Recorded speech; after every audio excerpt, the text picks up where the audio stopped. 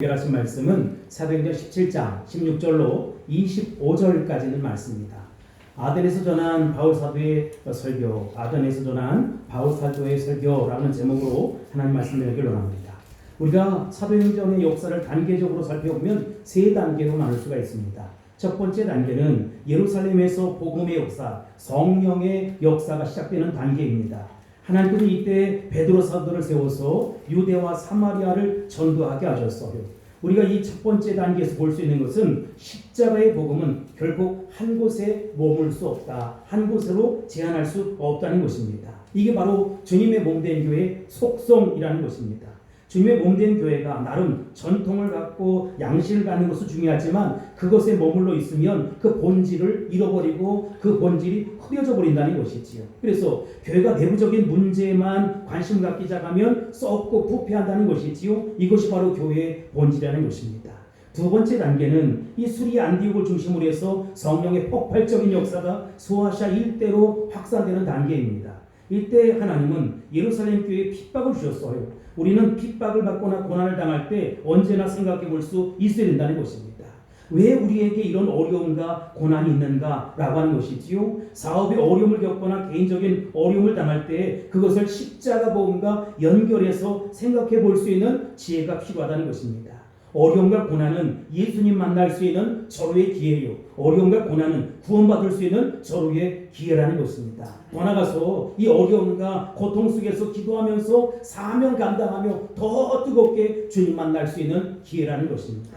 이 세 번째 단계는 소아시아에서 성령의 역사가 일어나고 있는데 하나님은 소아시아의 그 전도를 막으셨어요. 많은 사람들은 소아시아라고 하니까 동남아시아를 이야기하는데 그렇지 않고 지금의 튀르키예를 이야기하는 거예요. 그 튀르키예에 가서 바울 사도는 전도를 하고 싶었는데 다른 곳으로 보내는 것입니다. 즉 바울 사도는 에게를 지나서 지중해를 지나서 마게도냐 쪽으로 가기 위함이었다는 것입니다. 바울 사도는 자신도 이해할 수가 없었어요. 하나님 도대체 왜 이러시지? 누구도 이해할 수 없는 사건이 일어나게 되었다는 것입니다. 그러나 이 일은 결국 세계의 중심이었던 그 당시 그리스도와 로마의 이 십자가의 복음, 생명의 복음을 전하기 위한 계획이었다는 것입니다. 성령의 역사가 폭발적으로 하나님의 계획 가운데 바울을 그렇게 성령의 바람을 강력히 불어서 밀어넣었던 것이지요. 이런 역사적 정황을 이해하시면서 다시 본문 말씀으로 돌아가 보도록 하겠습니다. 바울 사도는 아시아에서 사역을 미처 다 마치지도 못했는데 도망치다시피 이제 유럽의 사역에 뛰어드는 것이지요. 그는 그동안 마게도냐를 통해서 네아폴리 항구를 통해서 빌립보 그리고 데살로니가 베레아에 가서 열심히 전도를 했어요. 그런데 이제는 그곳에 더 이상 전도할 수 없게 되었다. 그래서 그리스의 문화와 예술과 철학의 요람지라고 하는 지금의 아테네라고 하는 아덴에 가서 복음을 전하기 시작합니다. 어떻게 바울 사도가 아덴까지 오게 되었습니까? 그 발걸음을 하나님께서는 로마로 이어가기 위함이었다라고 하는 것이지요. 하나님의 계획은 그 당시 최대의 도시 100만의 인구가 살고 있는 로마에 가서 십자가의 복음, 생명의 복음을 전하기 위함이었다는 것입니다. 이것이 바로 하나님의 섭리였어요. 바울은 이곳에서 쓰임받기 원했지만 하나님은 아니 하면서 저곳으로 밀어냈다는 것입니다. 아덴이 어떤 곳이었습니까? 역사상 매우 유명한 철학자들이 배출된 곳이었어요. 소크라테스라든지 플라톤, 에피쿠로스, 제논, 아리스토텔레스 같은 이들이 다 고향이 아덴이에요. 하나님이처럼 철학을 비롯해서 문학과 예술 방면에서도 최정상의 자리에 차지하고 있는 그 도시, 그 아덴에 가서 바울 사도 하여금 이 복음 전하게 했다는 것입니다. 우리가 살펴볼 첫 번째 메시지가 뭐냐? 최고의 도시로 간 바울 사도의 모습이라는 것입니다. 먼저 16절, 17절 합독하겠습니다. 시작. 바울이 아덴에서 그들을 기다리다가 그 성에 우상이 가득한 것을 보고 마음에 접근하여 회당에서는 유대인과 경건한 사람들과 또 장터에서는 날마다 만나는 사람들과 변론하니 아멘. 여러분 이 구절에서 우리는 두 가지 사실을 생각해 볼 수가 있습니다. 첫 번째, 이 복음은 십자가의 복음은 농촌과 어촌 원주민들이 사는 미개한 지역에 들어가는 것만은 아니라는 것입니다. 우리는 흔히 농어촌이나 가난하고 미개한 지역에 이 전도 대상으로 삼고 그곳에 가서 선교하는 것을 좋아해요. 물론 그것도 중요합니다. 그런 걸 보면 말씀해 보면 그것도 중요하지만 동시다발적으로 두 번째 복음은 대도시나 문화예술 철학의 유람지라고 하는 아덴 같은 이런 도시에도 전해져야 한다는 것입니다. 그런 곳에도 선교와 전도가 이루어져야 한다는 것이지요. 사실 바울 사도는 이곳에 오기까지 별로 그곳을 중요하게 여기지 않았어요. 그런데 이제 그리스도 아덴으로 오고 나서 그 생각이 완전히 달라졌어요. 180도로 바뀌어졌어요. 로마까지 그의 생각이 미치게 되었다. 비로소 전도와 선교에 눈을 뜨기 시작했다는 것입니다. 이처럼 여러분 우리의 신앙이 한층 더 업그레이드 될 수 있게 되길 바랍니다. 더 깊은 신앙, 더 뜨거운 신앙, 지성소 깊은 곳까지 들어갈 수 있는 그런 영적인 눈이 띄어질지어다. 요즘 농촌에 사람들이 별로 없어요. 왜 그래요? 다 대도시로 나오기 때문에. 그래서 여러분 우리가 농촌의 선교를 지대한 관심을 갖고 감당할 수 있어야 된다는 것이지요. 뿐만 아니라 도시에도 심혈을 기울여서 전도해야 한다는 것입니다. 왜냐하면 점점 비문화돼 가고 범죄 소굴화돼 가는 도시들을 바라보면서 물론 예술과 문화가 다 집중되어 있지만 그곳에는 우상의 세력들이 난무하고 죄악된 모습들이 난무한다는 것이지요. 십자가의 복음, 생명의 복음이 전해지지 않는 거예요. 여러분 그래서 우리는 이곳에서 영적인 전쟁을 치러야 한다는 것입니다. 진리의 전쟁을 치러야 한다는 것입니다. 이것이 바울 사도가 우리에게 전하는 바라는 것이지요. 이런 면에서 보면 복음 전도는 때와 장소, 시간의 제약을 받지 아니하고 사람의 제한을 받지 아니하고 신분의 제한을 받지 아니하고 언제나 어디서나 이 복음, 생명의 복음을 전할 수 있어야 된다는 것입니다. 여러분 때를 어떤지 못 어떤지 인간적인 가치와 관념을 뛰어넘어서 모든 것에 시퍼렇게 살아계셔서 역사하시는 우리 주님을 전할 수 있어야 된다는 것입니다. 그 길만이 구원이요 그 길만이 생명이기 때문에 우리는 십자가의 복음을 전해야 한다는 것입니다. 우리는 지금 복음이 없는 곳으로 복음을 들고 들어가길 원합니다. 그러나 여러분 동시다발적으로 정말 복음이 있는 곳에도 진짜 복음, 참 복음, 생명의 복음, 피의 복음을 전할 수 있어야 된다는 것입니다. 왜냐하면 그곳에 영적인 불순물들이 많이 있고 때가 끼어서 신앙이 오염되었어요. 또 교회가 너무나 형식화되었고 신앙이 깊어지다 보니까 전통화되었고 형식화되었다는 것입니다. 이 구절을 통해 생각할 수 있는 또 하나의 사실은 문화와 철학과 예술이 발달한 곳에는 우상과 미신이 많을 수밖에 없다. 여러분 역설이잖아요. 우상이 어떻게 문화와 철학과 예술이 발달한 곳에 그렇게 우상과 미신이 많이 있을까? 여러분 과학이 발달한다고 미신이 없을까요? 더 많아진다는 것이지요. 예술이 고도로 발달하면 미신이나 우상이 없을까요? 그것도 아니라는 것입니다. 더 많아져요. 최고의 지성이 최고의 미신과 통한다. 이런 말 들어보셨어요? 화란의 기독교 지성인 아우추바르트라고 하는 사람은 현대의 가장 심각한 문제가 뭐냐? 우상 숭배를 하고 있다는 것입니다. 제가 몇 년 전에 그림의 아웃도어인데 KBS 걸어서 세계 속으로라고 하는 일본 편을 봤어요. 아마도 일본 열도의 무슨 기념일이었던 것 같아요. 젊은이나 늙은이 할 것 없이 모두 신전에 모여서 아침 6시부터 이상한 옷을 입고 가마를 메고 또 창을 들고 온 거리를 걸어다니는 것입니다. 그토록 발전된 첨단 과학을 자랑하는 경제대국 일본이 어떻게 저렇게 살아갈 수가 있을까? 위신을 믿고서 이상한 행동을 막 하는 거예요. 일본이 그렇게 첨단 과학이 지배하는 그런 사회임에도 불구하고 여전히 미신과 우상이 지배하는 사회로 그렇게 다가온다는 것입니다. 유럽이나 미국을 봐도 다 비슷하지요. 선진국 중에서도 선진국이라고 하는 그들의 물질 문명 속에 온갖 많은 범죄와 도덕적 타락과 물질과 우상 숭배가 그렇게 만연해 있고 뉴에이지 사상이라든지 락음악이라든지 사탄 숭배 사상이 꽉 차 있다는 것입니다. 그런데 이런 역설적인 모습이 바로 에덴에 있었다는 거예요.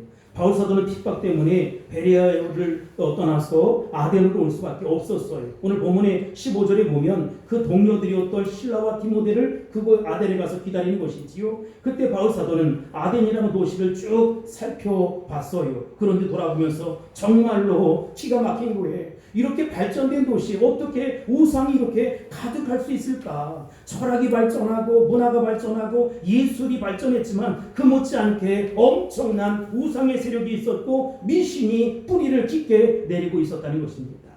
여러분, 우리는 여기서 우상이나 미신은 미개한 이들의 전유물이 아니다, 타락한 모든 인류의 전유물이다 라는 사실을 깨닫게 되는 것이지요. 무식한 사람이든 유식한 사람이든 할 것 없이 그렇게 우상 숭배에 찌들어져 있고 미신에 오염되어 있었다는 것입니다.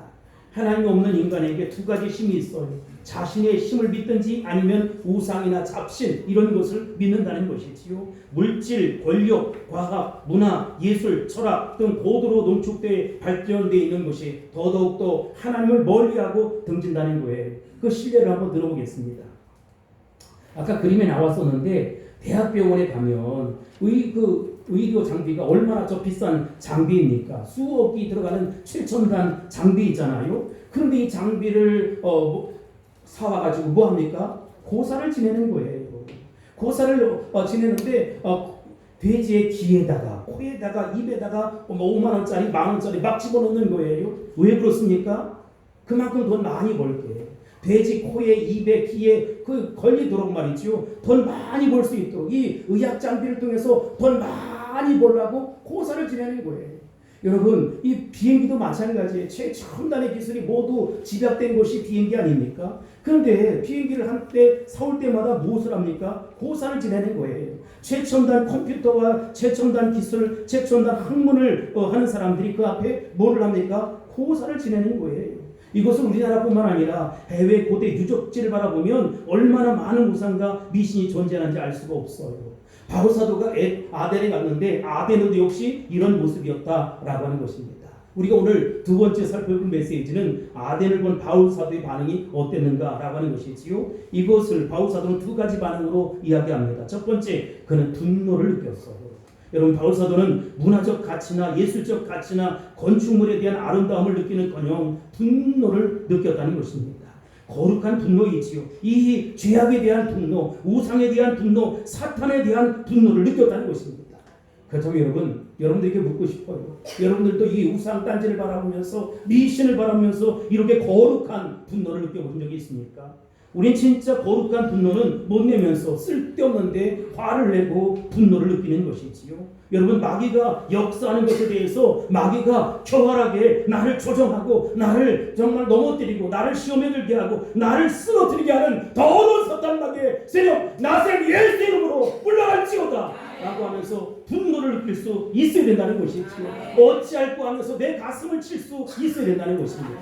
그 다음 장면에 보면 이 튀르키예에 여기 성소피아 성당이라고 하죠. 아야소피아라고 하는, 제가 이곳에 가서 이건 천주교 건물이에요. 근데 지금 이 이슬람의 모스크가 되었어. 너무나 블루 모스크가 되었는데 너무 안타까운 거예요. 이렇게 잘 지어놓은 그 예배당에서 어떻게 저렇게 인간들이 기독교 이름을 가장해서 우상을 섬길 수 있을까? 바울 사도가 살던 그 당시 아덴이 그랬다는 거예요. 아덴은 그 당시 2만 5천에서 3만 개의 우상이 있었다. 이 얼마나 많은 숫자입니까? 학자들의 연구에 의하면 이제 아레오바그 언덕 바로 위에 있는 파르테논 신전만 해도 그 신전 안에 3만 개의 우상이 있었다는 거예요. 이것도 우상이고 저것도 우상이고 온통 우상의 집합제가 바로 파르테논 신전이었다는 것입니다. 이런 모습을 바라보면서 바울 사도는 분노를 느끼는 거예요. 왜 이 땅에는 죄가 없어지지 않는가? 왜 죄를 보면서 사탄의 역사를 멀쩡하게 바라보면서 왜 심장이 뛰지 않는가? 왜 분노를 느끼지 않는가? 라고 하는 것입니다. 그래서 바울 사도는 이것 때문에 안타까워 견딜 수가 없었어요. 사탄이 얼마나 교활한지 몰라요. 여러분, 우리에게도 마찬가지. 우리에게도 슬며시 들어와서 역사한다는 것이지요. 마치 우리 기독교인, 우리 교회에서도 옛날 저희들 시대에 문학의 밤 이런 것도 했는데 사물놀이를 해요.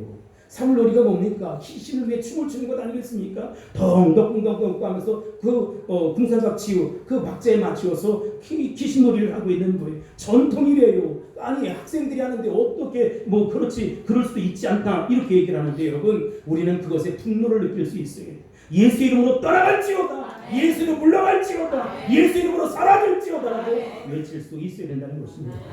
바울 사도는 분노를 느꼈을 뿐만 아니라 분노에서 더 나가서 십자가의 복음을 전했다는 것이지요. 그는 간 곳곳마다 복음을 전합니다. 두 곳에서 전했는데 첫 번째는 유대인의 회당에서 전했고 그 다음 하나는 장터에서 전했다고 했어요. 여러분, 이 경건한 사람들이 모여있는 유대인의 회당에서 진짜 복음은, 진짜 생명은 예수 그리스도의 보혈 안에 있다는 것입니다.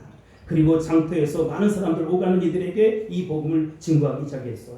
우리가 세 번째로 살펴볼 메시지는 세상의 철학과 다른 복음이 있다는 것입니다. 18절 보겠습니다. 시작. 어떤 에피쿠로스와 스토아 철학자들도 바울과 쟁론할세 어떤 사람은 이르되 이 말쟁이가 무슨 말을 하고자 하느냐 하고 어떤 사람은 이르되 이방 신들을 전하는 사람인가 보다 하니 이는 바울이 예수와 부활을 전하기 때문이더라. 아멘. 그 당시 여러분, 이 아덴에는 매우 철학자들이 많이 있었어요. 두 철학 학파가 싸웠는데 그 다음 장면에 보면 에피쿠로스 학파가 있고 스토아 학파가 있어요. 이 나와 있기 때문에 그냥 간단하게 설명하고 넘어가겠습니다.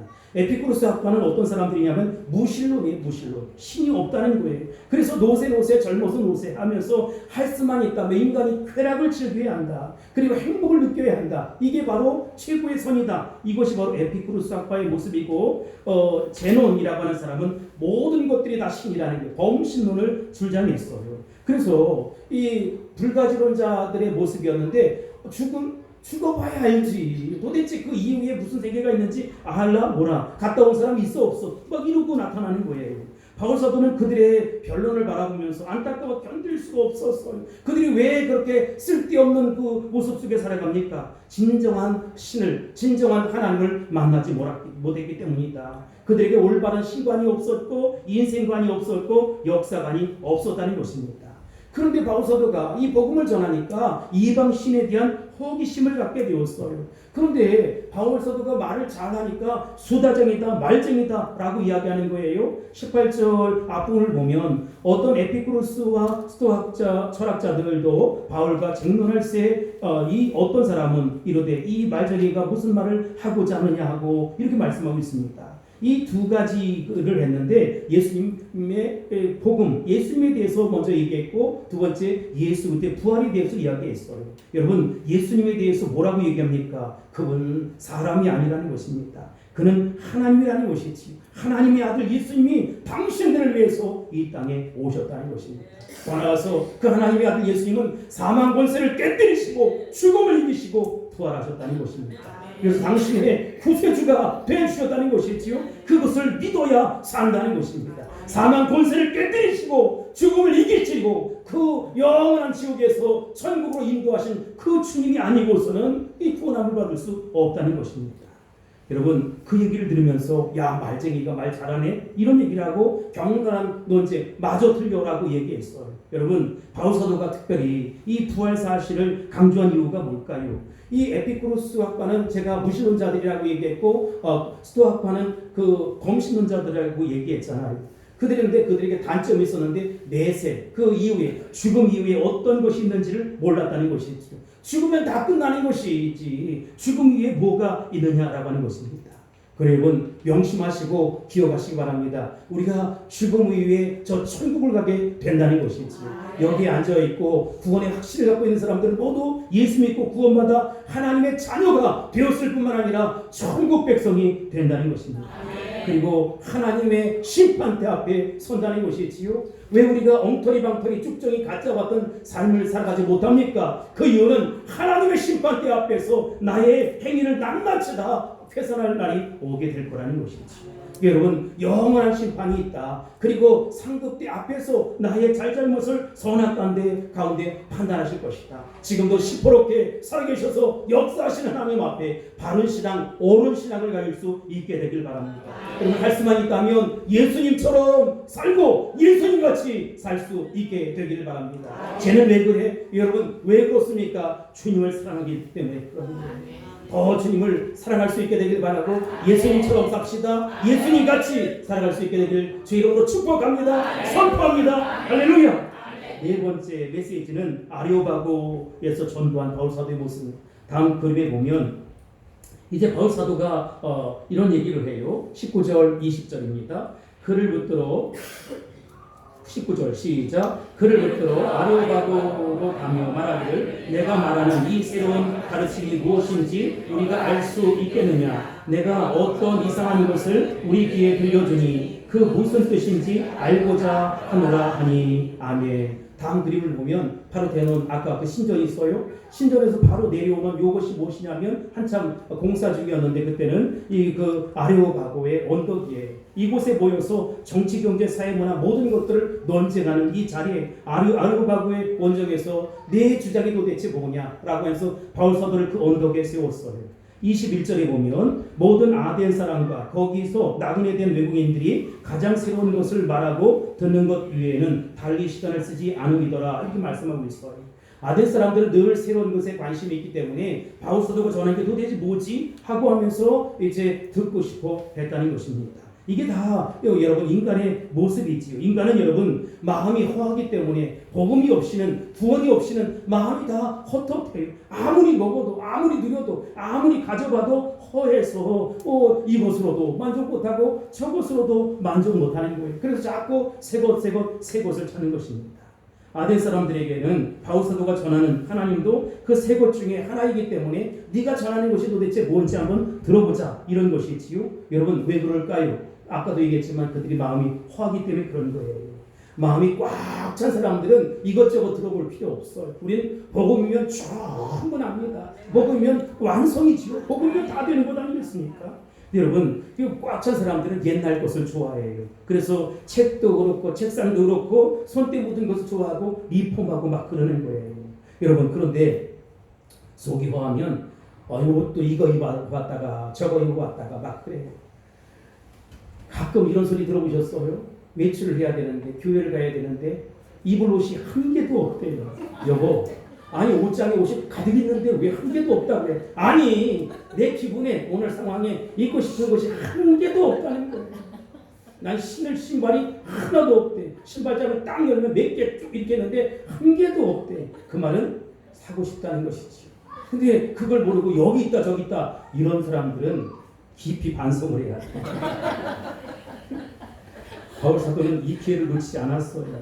아덴 사람들의 속성을 알았던 것이지요. 그래서 그 허한 마음속에 십자가 복음을 전하기 시작합니다. 그것이 바로 21절부터 31절까지의 내용이에요. 22절에 보면 바울이 아레오바고 가운데 서서 말하되 아덴 사람들아 너희를 보니 범사에 종교심이 많도다.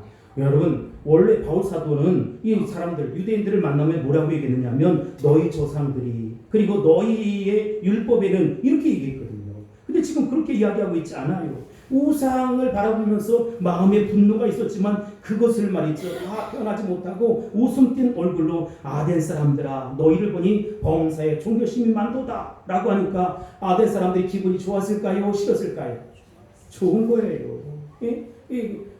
인사이트하지 못하는 것이죠. 꿰뚫지 못하는 거예요. 바울 사도는 그러한 점을 이용한 것이지요. 우리가 전도할 때 여러분 그 사람에 대해서 이렇게 관심을 갖잖아요.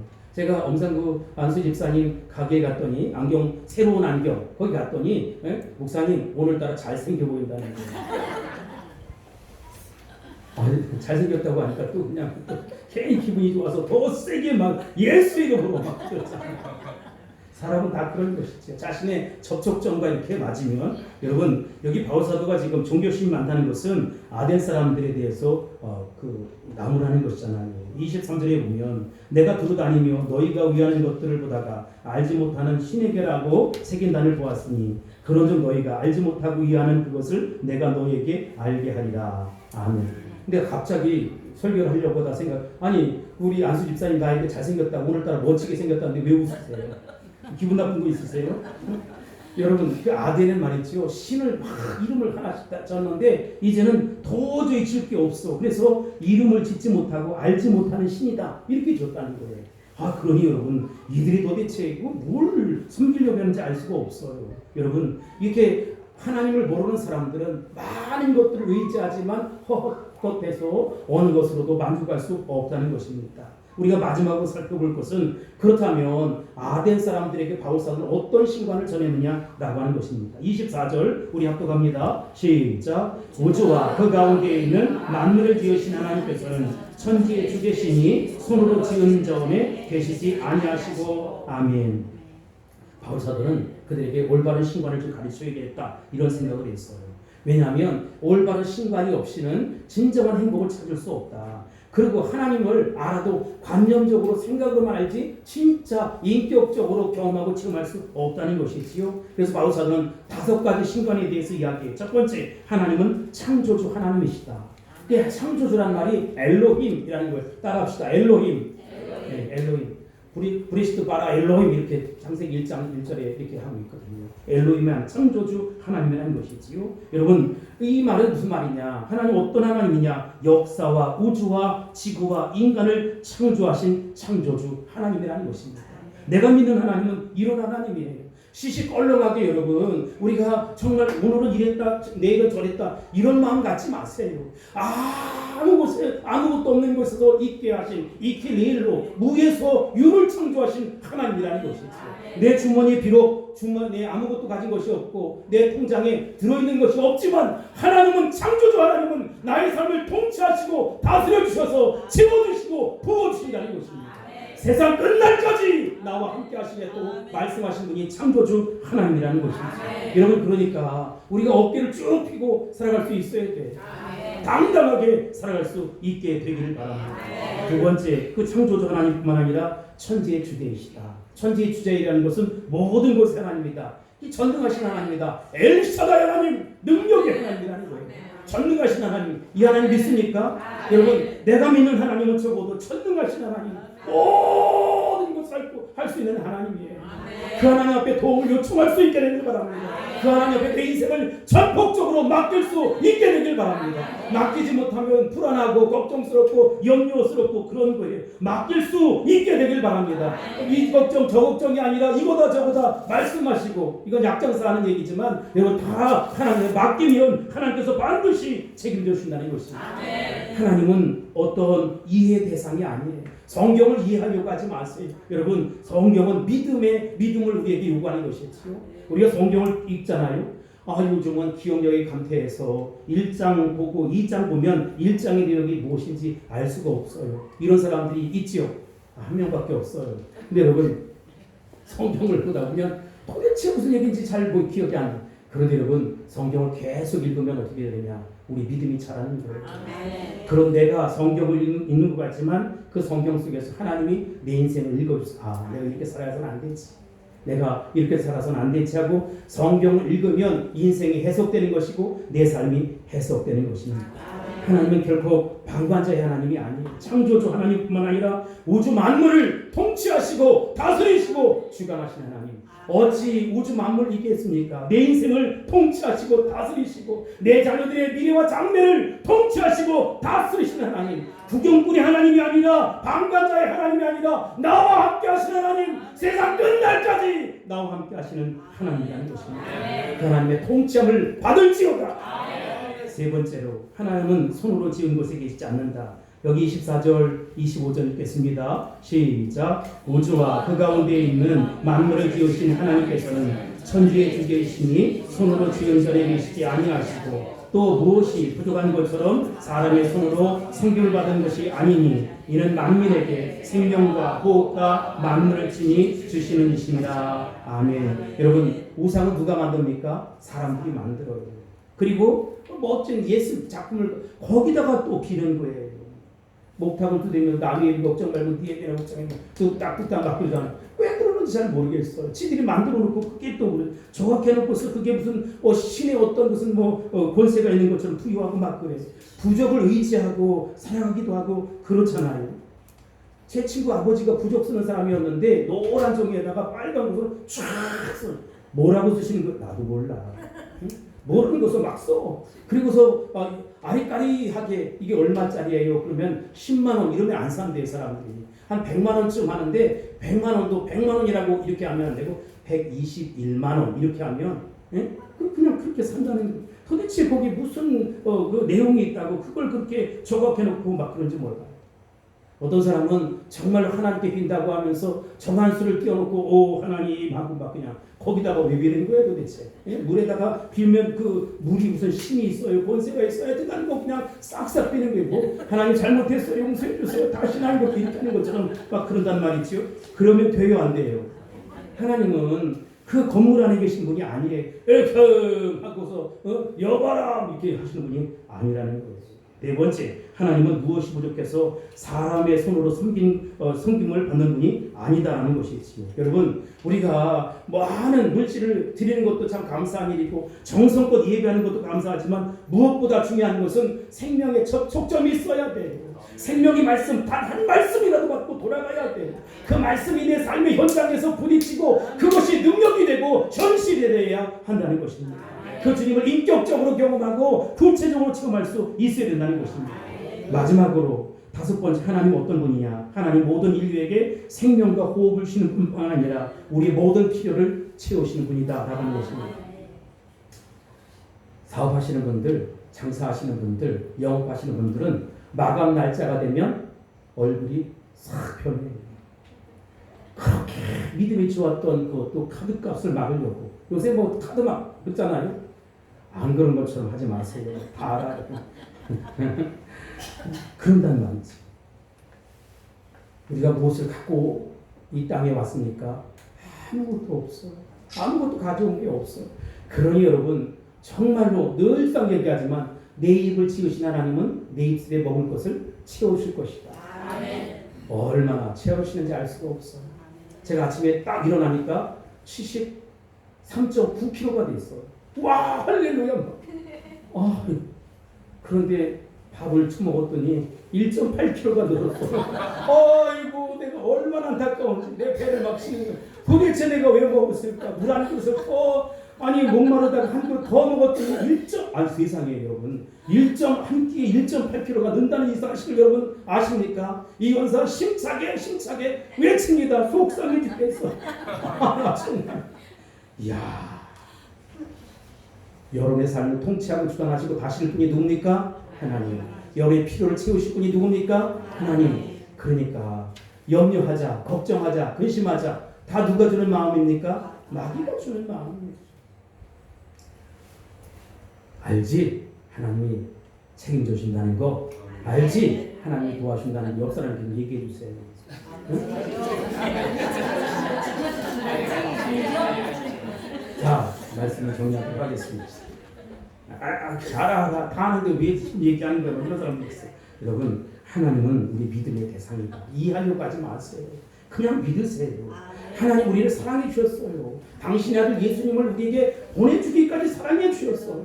먹어봐야 맛을 아는 것처럼 체험적인 신앙이 있어야 돼요. 하나님과의 관계 속에 살아가서 진짜 보혈의 능력을 경험하고 체험하는 거예요. 아무 곳에서 엘로힘 창조주 하나님이세요. 정말로 그 하나님은 우리 삶 가운데 엘사다이 하나님, 능력의 하나님, 전능하신 하나님이에요.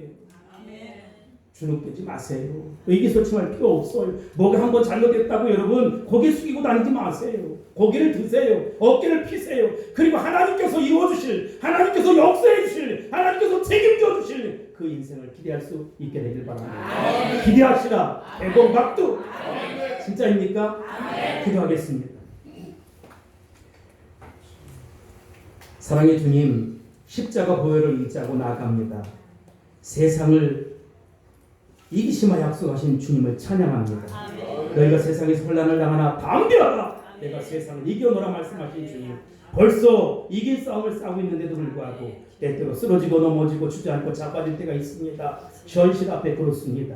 현실 바라보지 않게 하시고 주님 바라보게 하옵소서. 현실을 직시하지 않게 하시고 주님의 말씀을 직시할 수 있도록 축복해 주옵소서. 그래서 더 좋은 군사, 더 강한 군사로 아름답게 거듭나는 우리 모두가 되어서 주님 앞에 설 때 잘했다 칭찬받으며 옳다 인정받는 충성된 청결이 다 될 수 있도록 축복하여 주옵소서. 예수님의 이름으로 간절히 기도합나이다. 아멘.